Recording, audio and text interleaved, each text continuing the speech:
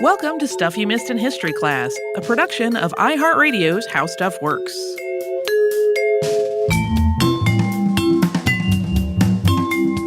Hello and welcome to the podcast. I'm Holly Fry. And I'm Tracy V. Wilson. Tracy, everybody's heard the name Ernest Hemingway. I think most people have at least heard of him. Yeah, they may not have read his work, or maybe they did. And his life is pretty well known and well documented because he was so famous even in his own time.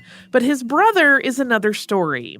But Leicester, and that is spelled the same way that the city in England is spelled, but it is pronounced Leicester similarly, much younger than his famous sibling, has quite a story of his own. And it is, as you'll see, a life very much lived in relation to his brother. In some ways, his identity growing up was, I'm Hemingway's little brother.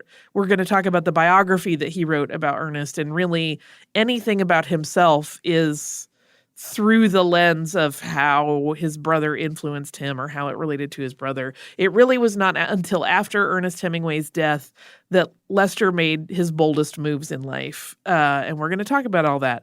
As a heads up, as you may or may not know, if you know any details about Hemingway's life and the Hemingway family, there are going to be several instances of suicide that we talk about in today's show. Not in great detail, but they do come up as elements that happen along the way. So when Leicester was born on April 1st, 1915, his brother Ernest, who would become just wildly famous, was already 16 years old. The family was living in the Oak Park suburb of Chicago at the time. The oldest of the Hemingway siblings was their sister Marceline, who was born a year before Ernest in 1898. They also had two more sisters, Ursula, born in 1902, and Madeleine, who was called Sunny, born in 1904. Another daughter, Carol, came along in 1911. So Leicester was the baby of the family, also unplanned. His father was Clarence Edmonds Hemingway, and his mother was Grace Ernestine Hall. The Hemingways were supporters of the arts and of missionary efforts, and Clarence founded a local chapter of the Agassiz Society, which was focused on collecting and studying natural objects. So they were also very interested in science in the natural world. Clarence was a doctor, and he worked for several insurance companies as their medical examiner while also leading the obstetrics department at Oak Park Hospital. There's a moment in the biography Leicester wrote that he was also working for a dairy as like their physical exam guy for their employees. And Grace had been on the cusp of what could have potentially been a pretty successful career as a singer when she decided to give that up and instead marry Clarence and start a family. And that is something that, according to Leicester, nagged at her for the rest of her life as she wondered what could have been. According to Leicester's biography of his brother, which we'll talk about later in the episode, Ernest was very much a father figure to his much younger sibling. Ernest did everything from changing Leicester's diapers to teaching him how to shoot and fish and fight. He also gave his little brother one of a lot of nicknames that he would use throughout their relationship. That was the Baron. Grace was also assisted by a number of nurses and servants. She was not particularly interested in the more domestic aspects of family life. They were able to afford help, sometimes hiring students on summer breaks to assist them. Yeah, Grace was not so interested in cooking and housework. And I mean, if you can afford help to do that and you don't like to do it, go you. In his very young years, Leicester saw his older brother start his career as a writer, taking his first job as a police reporter at the Kansas City Star through a family connection. And then Ernest moved quickly on to joining the American Red Cross Field Service to join the war effort during World War I. Ernest had actually wanted to go straight into the war from school, but their father forbade it. It is very clear through all of this, and really the entire biography that he wrote, that Leicester idolized his big brother. Ernest was injured by a mortar shell while distributing cigarettes and chocolate to the men on the front lines in Italy during the war. He managed to carry an injured soldier on his back to the aid station before he passed out, and that was a feat that was made even more impressive because he was hit by 2 bullets from a machine gun along the way. His legs had also taken most of the blast from the mortar. For years, this incident grew in its telling in public circles, and it was something that Ernest seemed to even encourage in not correcting any of them. But Leicester, in writing about it, set the record straight that his brother had not taken hundreds of bullets to the groin or had any kind of mental or emotional breakdown as a result of this incident. Ernest later referenced and kind of fueled this rumor that his genitalia had been irreversibly injured in the writing of his character Jake in his novel The Sun Also Rises. So he definitely kind of enjoyed the oversized versions of this story that went around. Ernest was seriously injured, and he required several months to recover, but he did return home. He was hailed as a war hero, and Leicester would later write of it, quote, "It was pretty glorious stuff being kid brother to the guy who had personally helped make the world safe for democracy." When Ernest and his first wife, Hadley Richardson, traveled to Europe, Leicester wrote him what he described as fan mail. That struck me as so interesting that he calls it that, but clearly very adoring of his brother. In the fall of 1926, Leicester's grandfather on the Hemingway side passed away, and it was the first of many events that culminated in a depression for their father, Clarence. Soon after, Ernest wrote to tell the family that he and his wife were separated amicably and they were getting a divorce. This was something Clarence was very upset by. He told Leicester, who was just a little over 11 years old at the time, quote, "You know, of course, that your brother has brought great shame on the family by divorcing Hadley, don't you?" Ernest's rapid second marriage to Pauline Pfeiffer, who became pregnant soon after the wedding, was another blow, even though the Hemingways loved Pauline and were happy to welcome a new grandchild. Ernest sort of insulted his father, who, as we said earlier, was an obstetrician, by asking kind of pointed questions about the quality of the hospital where he was working, as he and Pauline tried to decide where they were going to have the baby. Yeah, it's interesting. There is a letter in this biography that Leicester publishes. He doesn't publish any of his brother's letters, which we'll talk about in a moment. But the letter that Clarence wrote back to him is very polite.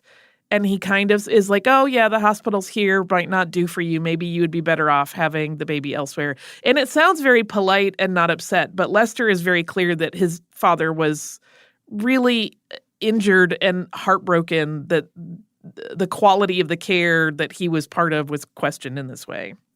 Additionally, there was some ongoing strife between Ernest and Clarence. Even though his eldest son was making a name for himself as a writer and was lauded as one of the great literary voices of the time by this point, Clarence and Grace just didn't understand Ernest's work, and they often did not like it when they read it. That, coupled with their ongoing dismay about Ernest's life choices, had really put a strain on the father-son relationship. Then as 1928 played out, Clarence had a run of bad luck. He had invested in property in Florida, planning it as a retirement destination, but then the bottom dropped out of the real estate market in Florida. The property was significantly devalued. The Hemingways owed a lot more on it than it was worth, and Clarence was not going to be able to set up a retirement practice there. Several months later, Clarence was diagnosed with diabetes. This was something he had suspected for a while, but he had put off getting tested. It's one of those, the cobbler's children have no shoes situation. He is one of those doctors that did not want to go to the doctor. These events all accumulated, and Leicester described in his writing Clarence having a, quote, serious loss of morale, and it was something he also called an emotional illness. On the morning of December 6, 1928, Clarence burned a few of his personal items and papers, and then he retired to an upstairs bedroom and he shot himself. In the midst of the household's grief and turmoil, Ernest had traveled in to manage the funeral arrangements and some other business. He told Leicester, who at this point was 13, that A, he should not cry, that the Hemingways did not cry. It was just kind of a horrible emotional burden to give a kid. And B, that he wanted Leicester to get the gun that their father had used to end his life from the police and have it shipped to him. Ernest Hemingway wanted that weapon. So you might think that something like that would sour the younger brother's admiration for his older sibling, but this was not the case at all. A few years later, as the movie adaptation of The Sun Also Rises was coming out, Leicester visited his big brother in Piggott, Arkansas, where Pauline's family lived. He went and saw the movie and reported back about it to Ernest and then went hunting with him. And this whole trip, in Leicester's account, reads as though Ernest was keenly aware that his brother needed somebody to step into the shoes of their late father. And the two of them talked about their family. Ernest made sure that Leicester had enough money. Yeah, it's interesting. Ernest did not want to go see the movie, but he did want to hear if it was okay. So that's why he sent his brother. And this relationship, to be clear, was also something that benefited Ernest. He really liked having someone in his life that looked up to him. Lester later wrote, quote, Ernest was never very content with life unless he had a spiritual kid brother nearby. He needed someone he could show off to as well as teach. He needed uncritical admiration. If the kid brother could show a little worshipful awe, that was a distinct aid in the relationship. I made a good kid brother when I was around, but I couldn't be around regularly.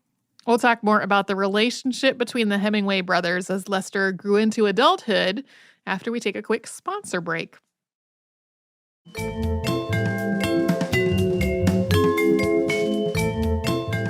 As the years went on, Lester and Ernest remained close, although other friends filled that kid brother role for the writer when Lester was busy with school. The younger brother joined his brother on the sea in Key West when the novelist took delivery of his famous fishing boat Pilar in 1934. And during their trips out on the water, they continued their long talks. This was something that they would do for years and years. It was aboard Pilar that they discussed the fact that Lester also wanted to be a professional writer, just like his older brother, and the shared knowledge that anything the younger Hemingway wrote would be compared to Ernest's work. Everything you do, Ernest told his brother, they'll say you're writing on my reputation. You know that, don't you? Ultimately, Ernest was supportive of Lester's desire to write and told him he could give him some advice, but he did not want to help him in any way beyond that. Over the years, he offered up some tips, like if you can't make up stories, you shouldn't try to write. A real one, remembered, is always sort of flat compared to a made-up one. Yeah, perfectly happy to dole out advice, but he didn't want anybody to be able to say that Lester hadn't earned his place as a writer. He also advised that Lester should do what he had done, which was start out in newspapers. He felt like that was a really good way to develop your own voice and also to basically get in the habit of having to write all the time, whether you felt like it or not.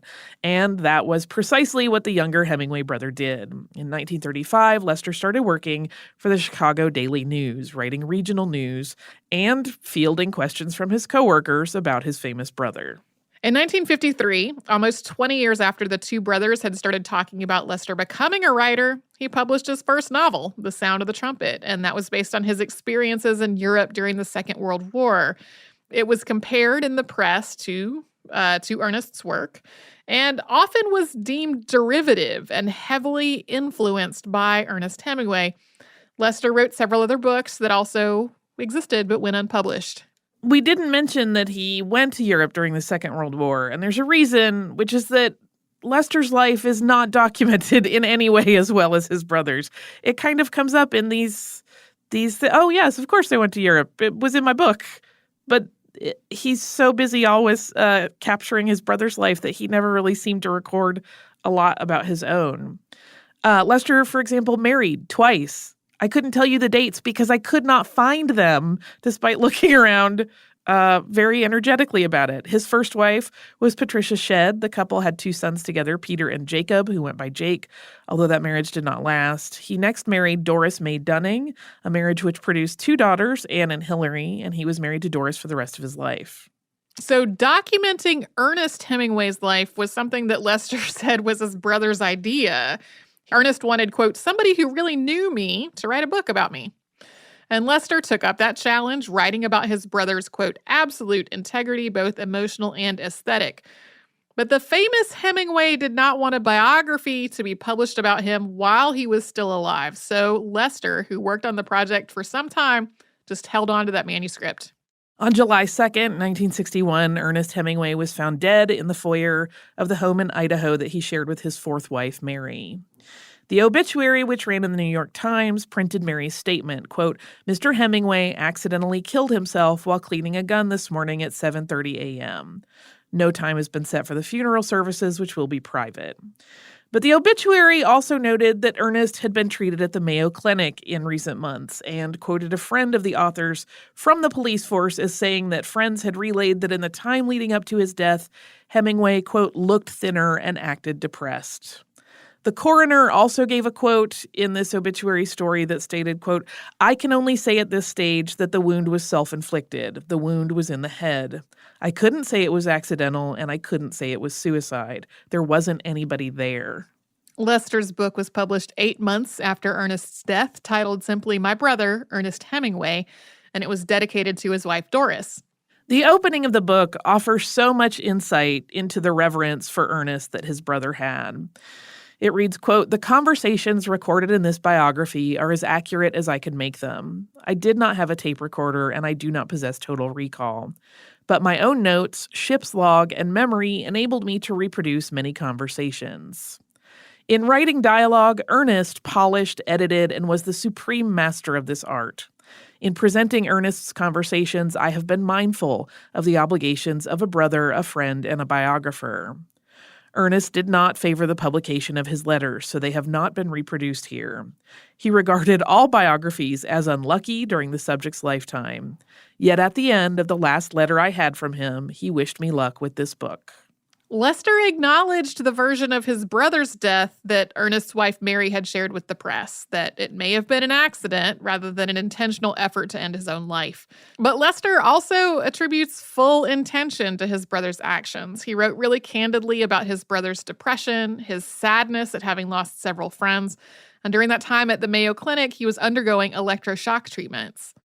He also notes in the text that Ernest was, unlike any author before him, mourned globally as though he had been a statesman rather than a writer.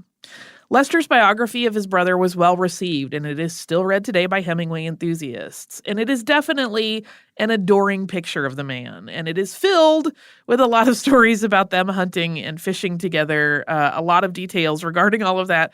Not the best read for people who might be squeamish about the details of such activities.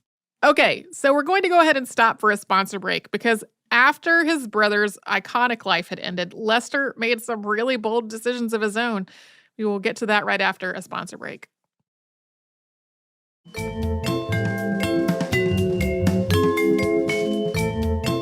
Okay, this is going to sound like we edited 2 different episodes together because it's a little bit of a track jump, but we have to pause for a moment here.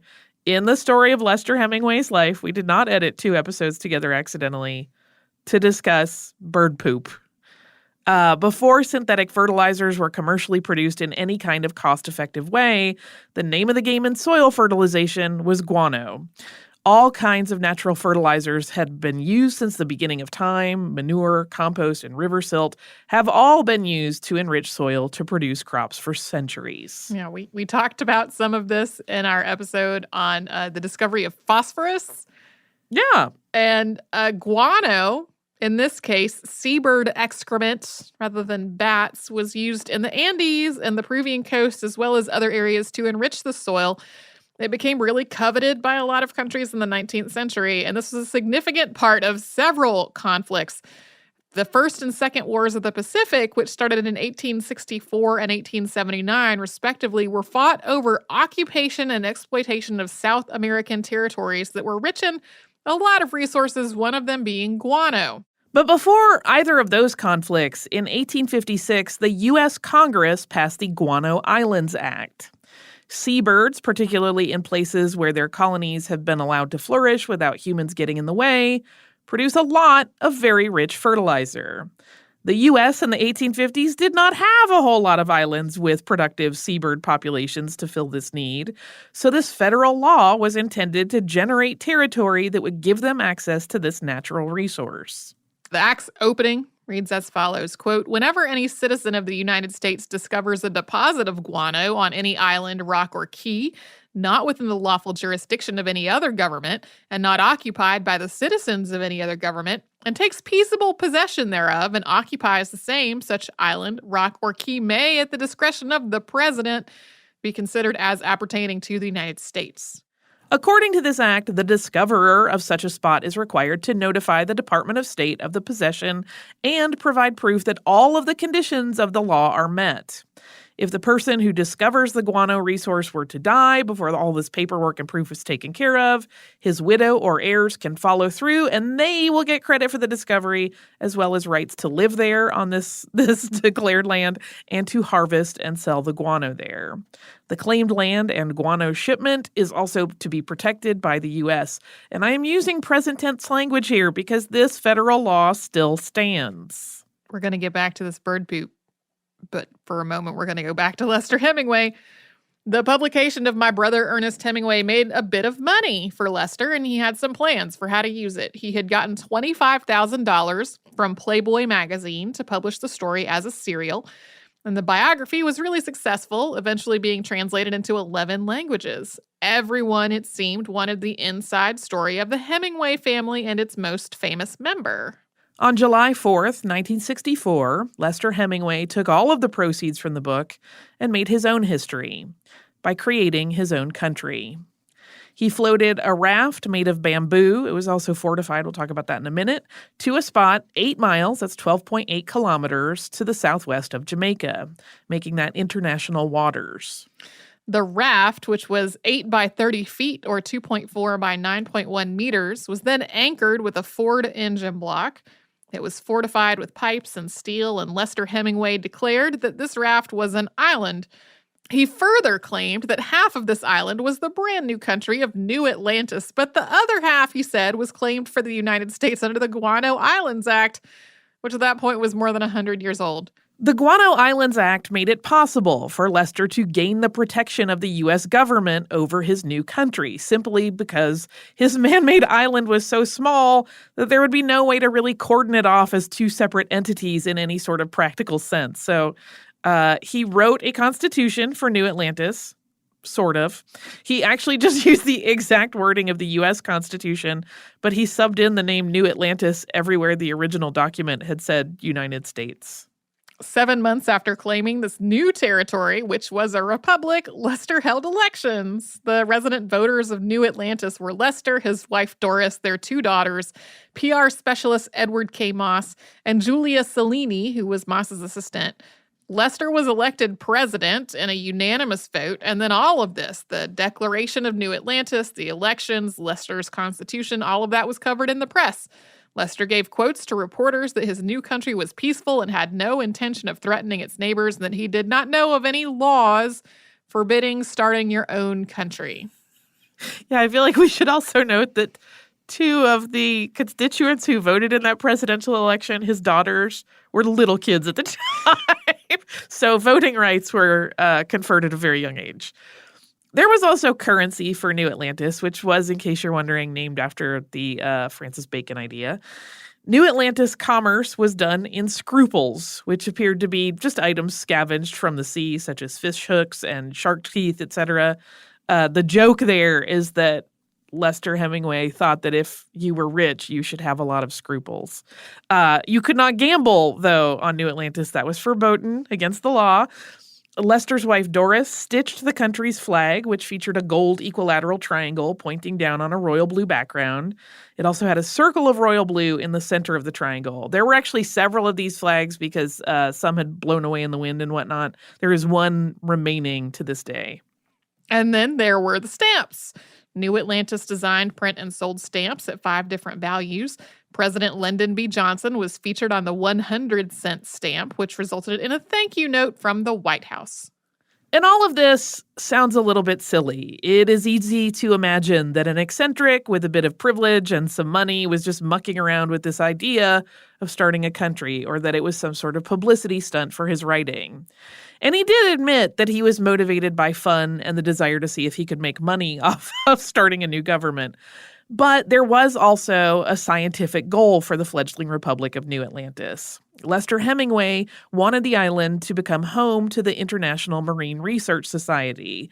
They could do science work there, and for sales of stamps to finance that endeavor.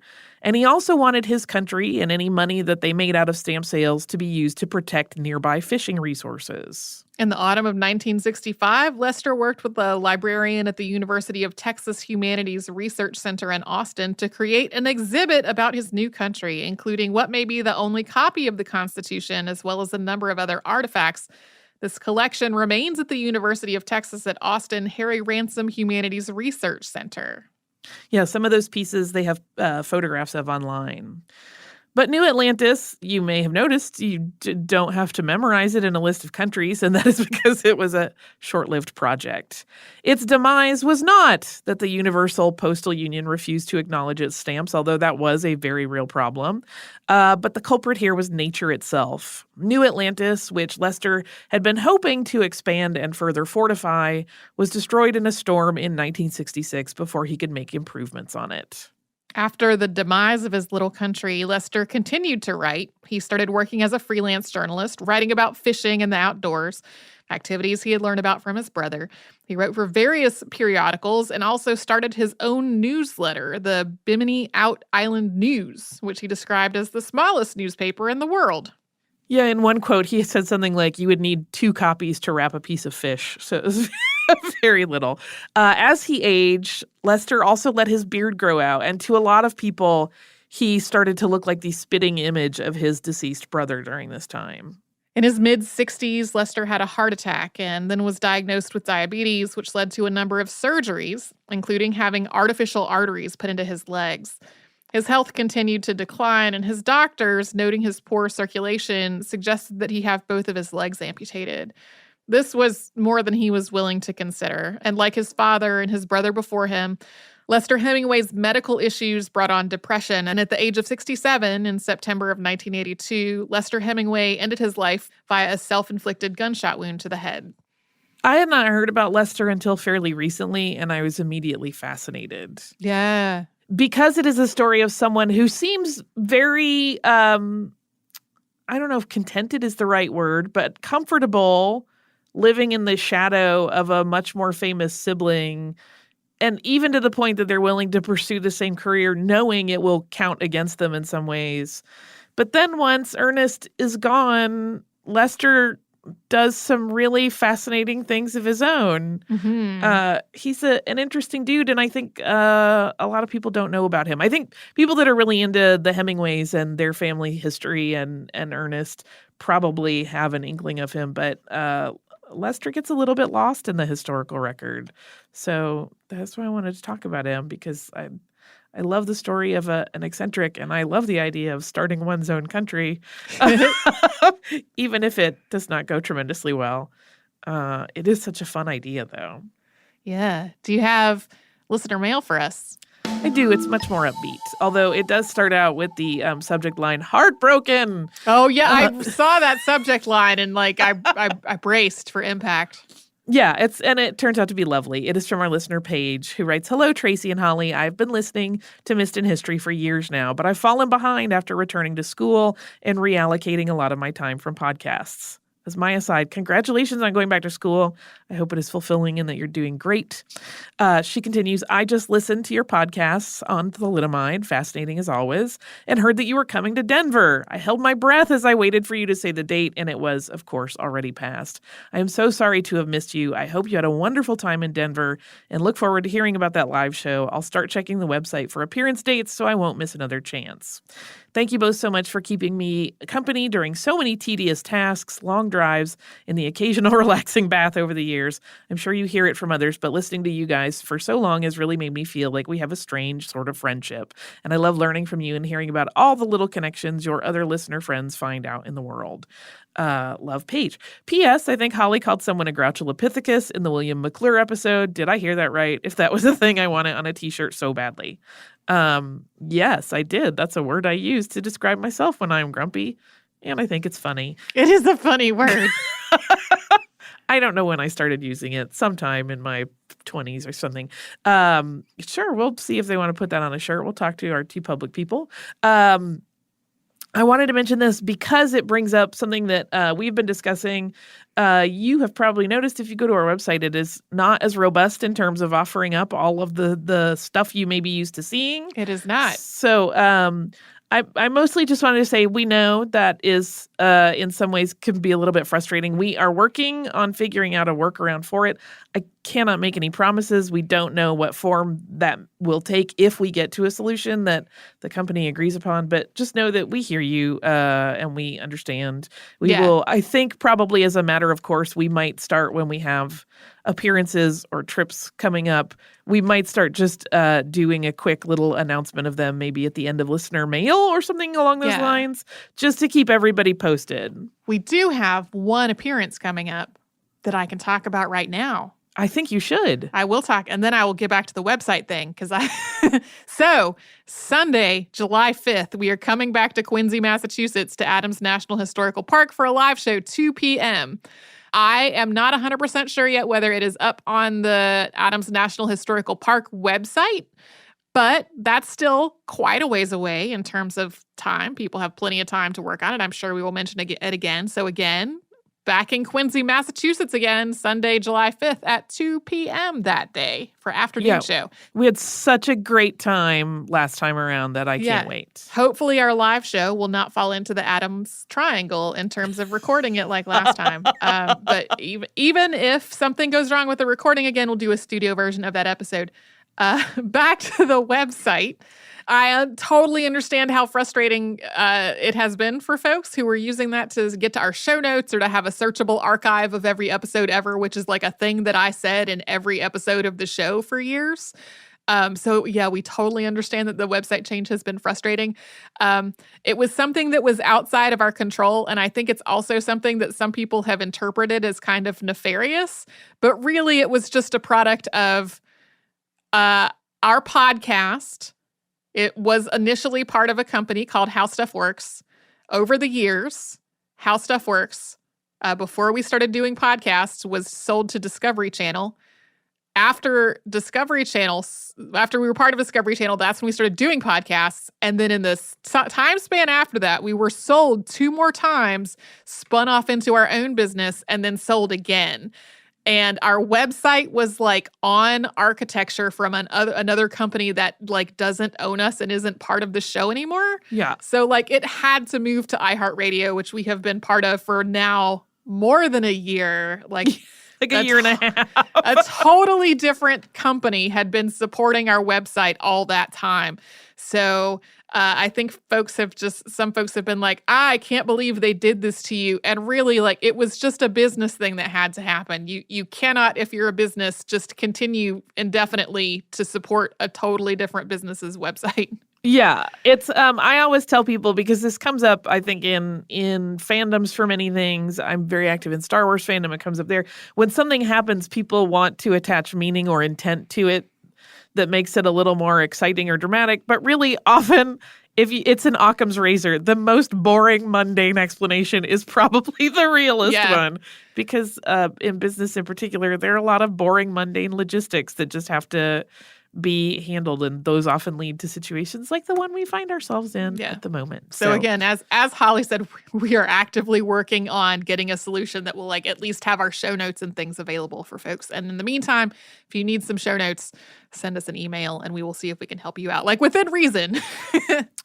Right. We cannot email you the show notes for every episode ever, but if there is a particular episode that you need the show notes for because you're working on a project for school or something, send us a note. We'll try to help you out. Yeah.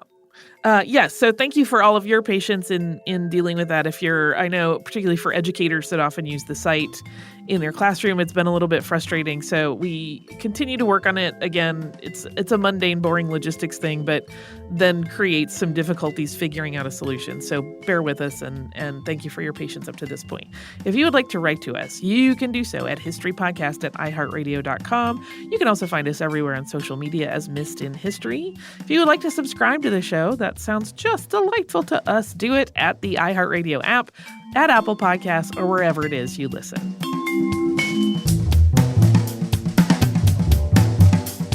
Stuff You Missed in History Class is a production of iHeartRadio's How Stuff Works. For more podcasts from iHeartRadio, visit the iHeartRadio app, Apple Podcasts, or wherever you listen to your favorite shows.